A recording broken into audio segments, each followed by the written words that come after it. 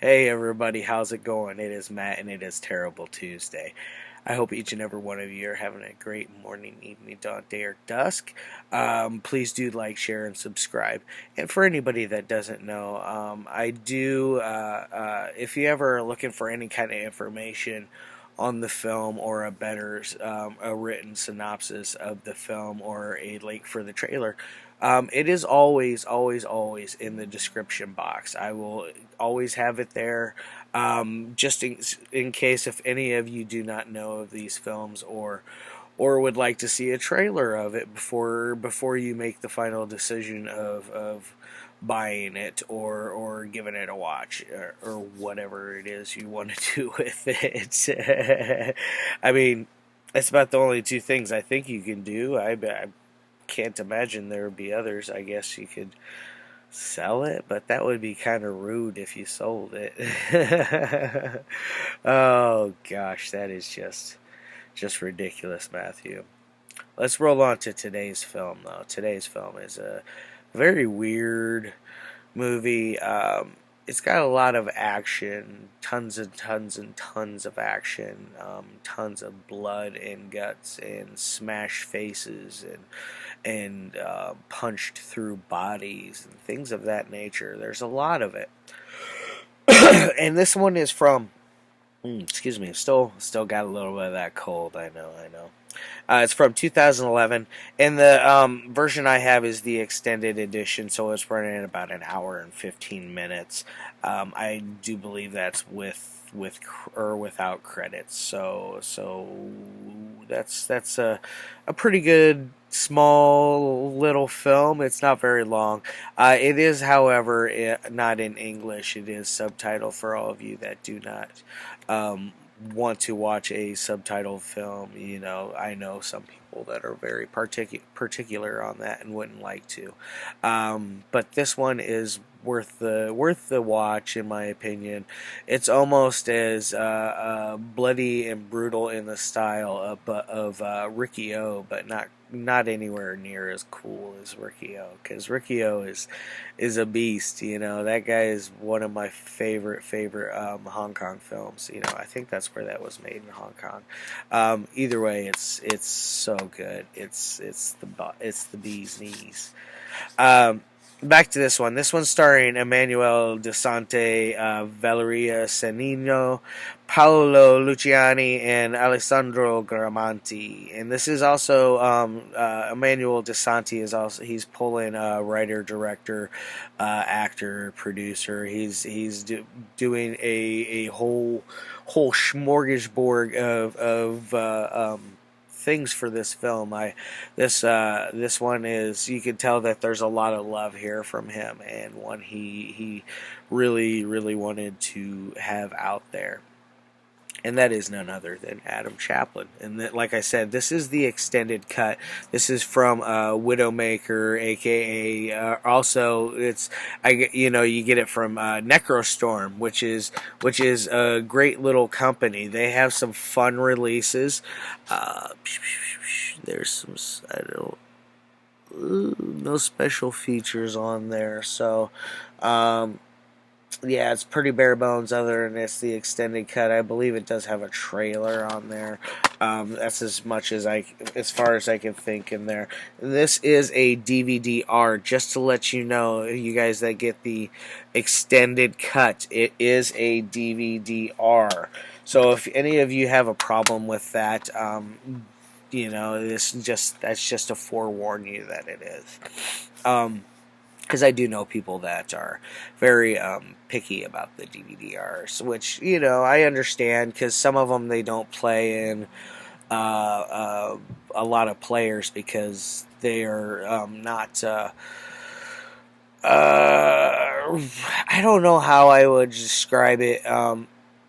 With the region thing and the way a lot of players are set up, they are set to not play burned stuff. So it reads it like it's something illegally burned off of off the interwebs. So it can really play hell with your player at times. And I do have one that it does get a little finicky about DVDRs and BDRs.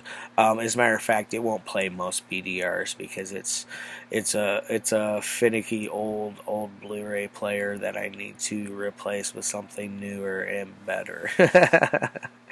um, excuse me there. Now, what is this film about? Um, it's basically about this guy named Adam Chaplin. Adam Chaplin is a man whose wife was brutally murdered and killed, burned alive by this man named Denny. I don't remember what Denny's last name. Richards. It just all of a sudden clicked in my head. Denny Richards, and he burns her alive. He then comes up with he comes up with the curse basically and summons this demon that lives over his shoulder, and it has created a upside down crucifix on scar on there to where it basically lives at. It's pretty weird and kind of interesting in the same sense. There is a lot of upside down crosses in here. So if anybody is like not into that, then don't watch this because there's a lot of that satanic imagery, and it does get a little overboard. Like, come on, we know it's meant to be a very satanic action, horror, bloody drama, thriller type film because it does have its drama to it with the whole story between Adam Chaplin and his dead wife and all the flashbacks that have to do with that and how he is now in his life searching down this Denny Richards. Now, Denny Richards is a very strange looking guy. He's got his face, his head is all like completely scarred up and not a normal looking face. It is completely damaged and beyond repair basically. And he wears this mask. I don't know if it's on here, but it won't show up on here. The picture is so distorted.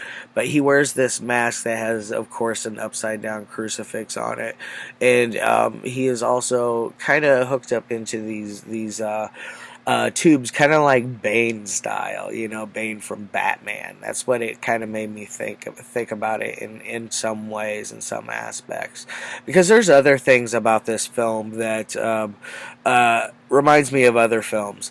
My best way to describe this is if you've seen The Crow, think The Crow if it went Super Saiyan.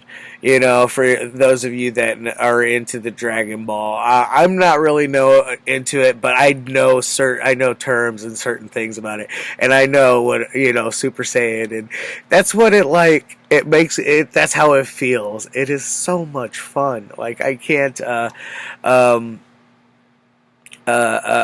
explain I don't can't give away everything because it's a very the story is very basic. There's not any deep plot holes, no crazy twists or turns in it. There's police officers that are completely corrupt. Denny has two children. I forget what their names is, like Derek and somebody else, but one of them is completely blind, and the other one is scarred up as well. Both of them are kind of annoying characters. I'm not gonna lie; they were ones that I didn't really care for care when they died. I thought it was much needed and deserved. Now, as far as what else do we got going on here? Denny. There's this just lots and lots and lots of blood and guts and lots of bad CGI in places as well. There's parts of it that gets a little cartoonish. All the gore does with everything on here. I saw something where it claims to be the bloodiest movie ever. I I don't believe it. I believe either Dead Alive or Premutos rivals this one, and I have a feeling those two would beat that. I don't know out of those two. I'd say maybe Dead Alive is probably the bloodiest movie that I've ever seen in my entire life. It's just insane amounts of blood in that. The Evil Dead remake had a lot of blood in it, and there was CGI, but they used a lot of practical effects and real blood. Not real blood, but stage blood. They used a lot of that, which is awesome.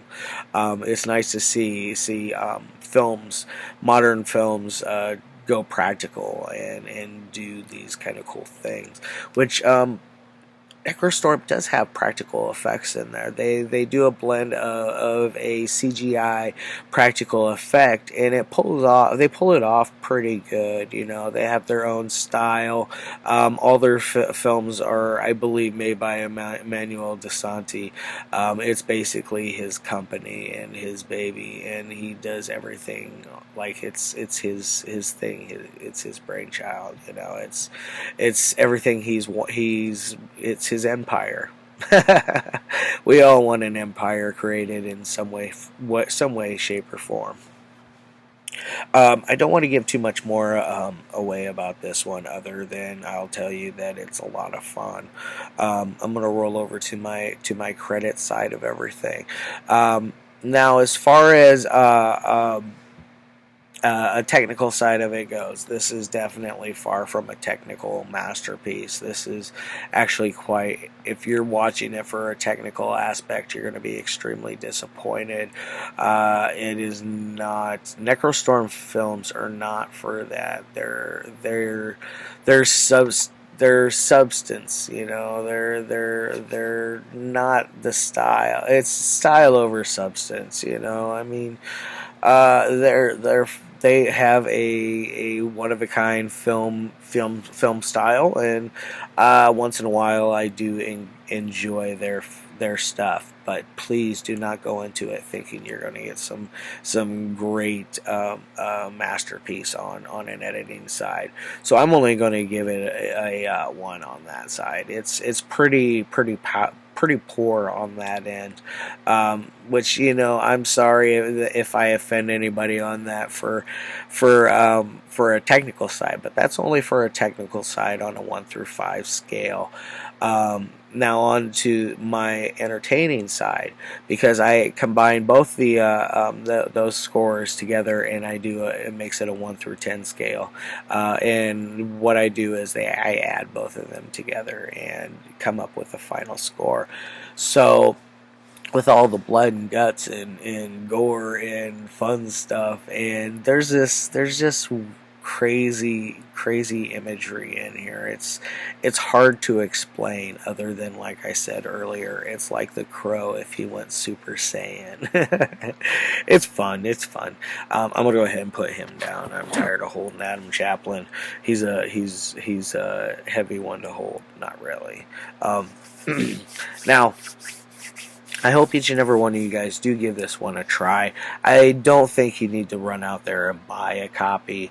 I'm sure maybe Amazon Prime may be running it on a streaming service, or somebody might be, because it is worth the watch. I think Necrostorm does digital downloads. They do sales on those as well. I'm pretty sure they do. They have a lot of different content. They also do video games and music as well. So if you want a whole spectrum of the horror occult section, please do check out Necrostorm. They're very, very cool. My favorite film's Mildew from them. That one's awesome. Tater City's pretty sweet too. Alright guys, love your faces. I'll get out of here. And as always, peace.